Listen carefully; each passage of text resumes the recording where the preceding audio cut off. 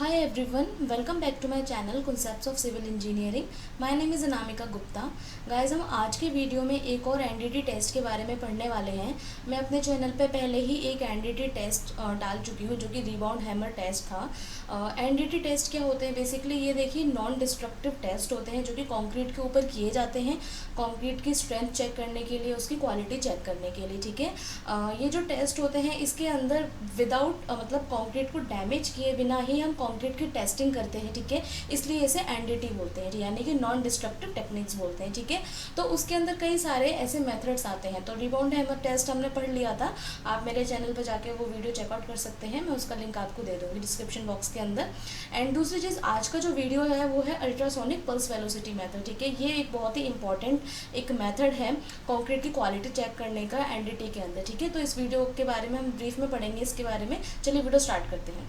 तो देखिए सबसे पहले देखते हैं इसका ऑब्जेक्ट क्या है, इसका मेन एम क्या है. तो देखिए जैसा रिबाउंड हैमर था उसी की तरह ही अल्ट्रासोनिक पल्स होती है. ठीक है, और नाम से पता चल रहा है अल्ट्रासोनिक पल्स, यानी कि एक तरीके से ये ऐसी वेव्स होती हैं इंटेंसिटी की जो ये बताती है जब ये कंक्रीट के अंदर से ट्रैवल करती है. ठीक है, तो ट्रैवलिंग के टाइम पे जितना टाइम इनको पूरा पास होने में लग रहा है कंक्रीट के एक पॉइंट से दूसरे पॉइंट पर, जितना टाइम इनको लग रहा है ट्रैवल करने में, वो ये डिसाइड करता है कि कहीं कंक्रीट के अंदर कोई वॉइड्स तो नहीं है, कोई क्रैक तो नहीं है. कंक्रीट की होमोजेनिटी डिसाइड करता है, कंक्रीट की स्ट्रेंथ बताता है, कंक्रीट की क्वालिटी बताता है. ठीक है, ये हुआ इसका एक बेसिक प्रिंसिपल. ठीक है, इस प्रिंसिपल पे वर्क करता है, यानी कि प्रिंसिपल इसका ये कहता है कि अगर हमने अल्ट्रासोनिक पल्सेस इसके अंदर प्रोवाइड करवाई हैं, ठीक है, एंड अगर ये बहुत ज़्यादा टाइम ले रही हैं, ये जो पल्सेस हैं, ये जो वेव्स हैं बहुत ज़्यादा टाइम ले रही हैं इस पूरे पाथ को ट्रैवल करने में, इसका मतलब कंक्रीट के अंदर डेफिनेटली कुछ क्रैक्स हैं या फिर कुछ ग्लिचेस हैं. ठीक है,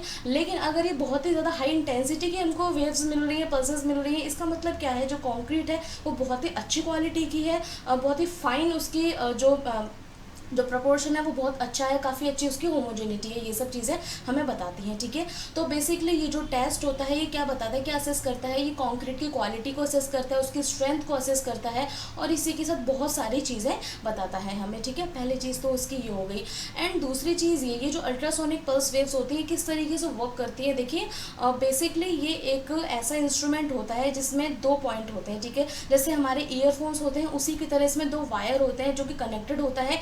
एक वायर कनेक्टेड होता है ट्रांसड्यूसर से एंड अनदर वायर जो होता है वो कनेक्टेड होता है इसका रिसीवर से. ठीक है, तो जैसे ये पल्सेस ट्रांसड्यूसर के थ्रू कंक्रीट के अंदर जाती हैं, ठीक है, कंक्रीट के अंदर ट्रैवल करती हुई टोटल लेंथ में ही ट्रैवल करती हुई रिसीवर तक पहुंचती हैं, एंड रिसीवर से वापस ये जो हमारा डिवाइस है वहाँ तक पहुँचती है. ठीक है, एंड डिवाइस में पहुँचने के बाद ये हमें एक रेंज देती हैं, और ये जो रेंज होती है वो हमें क्या बताती है कि जो कंक्रीट है, ठीक है, जो हमारे पास कंक्रीट का क्यूब है या फिर हम जो भी टेस्टिंग के लिए यूज़ कर रहे हैं स्पेसिमेन, उसके अंदर कोई ग्लिचेस तो नहीं है, कोई गड़बड़ तो नहीं है, कोई उसके अंदर क्रैक्स वगैरह तो नहीं है. ये सब चीज़ें हमें बताती है. ठीक है, एंड तीसरी चीज़ ये, अगर कंक्रीट में से ये जो ट्रैवलिंग कर रही है उसमें कम टाइम लगा, एंड दूसरी चीज़ हमें काफ़ी ज़्यादा हाई वेलोसिटी की हमको पल्सेस मिल रही है. ठीक है, बहुत ज़्यादा हाई वेलोसिटी हमको मिल रही है. ठीक है, फ्रिक्वेंसी हमको बहुत ज़्यादा मिल रही है.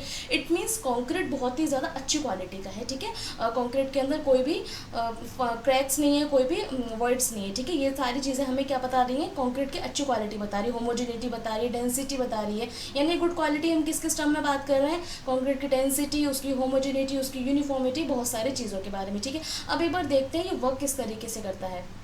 देखिए जैसे मैंने आपको बताया इसमें दो पॉइंट होते हैं, एक ट्रांसड्यूसर से कनेक्टेड होता है, दूसरा रिसीवर से कनेक्ट होता है. ठीक है, बेसिकली ये पल्सेस करते क्या है, देखिए जैसे ही पल्सेस कंक्रीट के अंदर जाती हैं, ठीक है, कंक्रीट से होकर निकलती हैं, तो ये जो इलेक्ट्रॉनिक पल्सेस होती हैं ये मैकेनिकल एनर्जी में कन्वर्ट हो जाती हैं, और थोड़े टाइम बाद ये मैकेनिकल एनर्जी से वापस इलेक्ट्रॉनिक पल्सेस में भी कन्वर्ट हो जाती हैं, यानी कि ये प्रोसेस कंटिन्यूसली चलता रहता है. ठीक है, ठीक है, एक तो ये चीज़ हुई हमारी.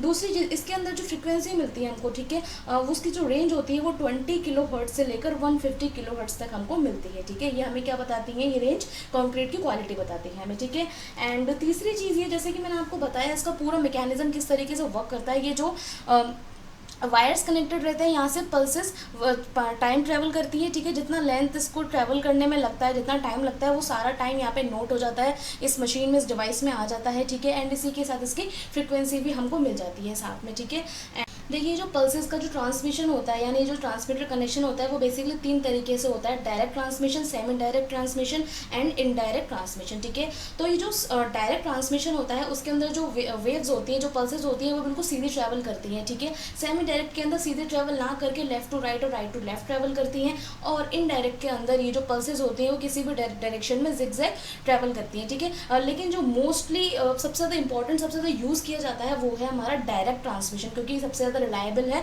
और बहुत ज़्यादा एक्यूरेट है। जो सेमी डायरेक्ट ट्रांसमिशन होता है वो ज़्यादा ग्रेट नहीं होता, ज़्यादा अच्छे रिजल्ट नहीं देता है। ठीक है, एंड जो इनडायरेक्ट होता है वो बिल्कुल लीस्ट सेटिस्फैक्ट्री होता है। ठीक है, तो इसलिए ज़्यादातर हमेशा डायरेक्ट ट्रांसमिशन ही यूज़ किया जाता है। ठीक है, तो इस तरीके से हम कॉन्क्रीट की स्ट्रेंथ निकाल सकते हैं। देखिए स्ट्रेंथ के साथ साथ और भी बहुत सारी चीज़ें हमें मिलती है, जैसे कि होमोजेनिटी हुई, ट्रैप्ड एयर हुई, इंटरनल फ्लॉज कितने हैं, क्रैक्स बताता है हमें, सेग्रीगेशन बताता है, अगर कहीं हनी कॉम्बिंग हो रही होती है तो वो पता चलती है हमें, कॉम्पैक्शन किस क्वालिटी का हुआ है ये हमें बताता है, वर्कमैनशिप पता चलती है, और कंक्रीट की ड्यूरेबिलिटी क्या रहेगी, ये है सब हमें इस वाले टेस्ट से पता चलता है। ठीक है, देखिए किस तरीके से इसमें हमको रीडिंग मिलती है।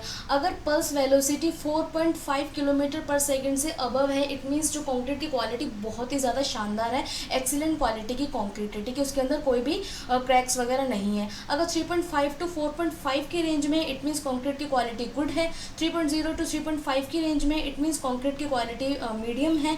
और अगर 3 से कम है, इट मीन्स कंक्रीट का यूज़ हम कंस्ट्रक्शन में नहीं कर सकते, उसके अंदर बहुत सारी प्रॉब्लम्स हो सकती हैं। अगर हम उसको कंस्ट्रक्शन में यूज़ लेंगे तो बहुत सारे फॉल्ट्स देखने को मिलेंगे। ठीक है, एंड ये जो पल्स वेलोसिटी होती है वो किलोमीटर पर सेकंड में डिफाइन होती है। ठीक है गाइस, तो ये तो था मेरा आज का वीडियो। एंड दूसरी चीज़, हाँ मैं एक चीज़ और इसके अंदर ऐड करना चाहूँगी कि आप वेलोसिटी कैसे निकाल सकते हैं। वेलोसिटी हम L/T करके निकाल सकते हैं, टोटल लेंथ जितनी उसको कंक्रीट की लेंथ है और कितना टाइम उस लेंथ को ट्रैवल करने में लगा है। ठीक है, इस तरीके से हम वेलोसिटी निकाल सकते हैं गाइस। ठीक है, तो ये तो था मेरा आज का वीडियो। आई होप आपको समझ में आया होगा बहुत अच्छे तरीके से। अगर वीडियो यूज़फुल लगे तो प्लीज़ इसे लाइक कीजिए, अपने फ्रेंड्स के साथ शेयर कीजिए, मेरे चैनल को सब्सक्राइब ज़रूर कीजिए गाइस, ताकि आपको ऐसे अच्छे अच्छे और बहुत ही ज़्यादा यूज़फुल वीडियो मिल सके।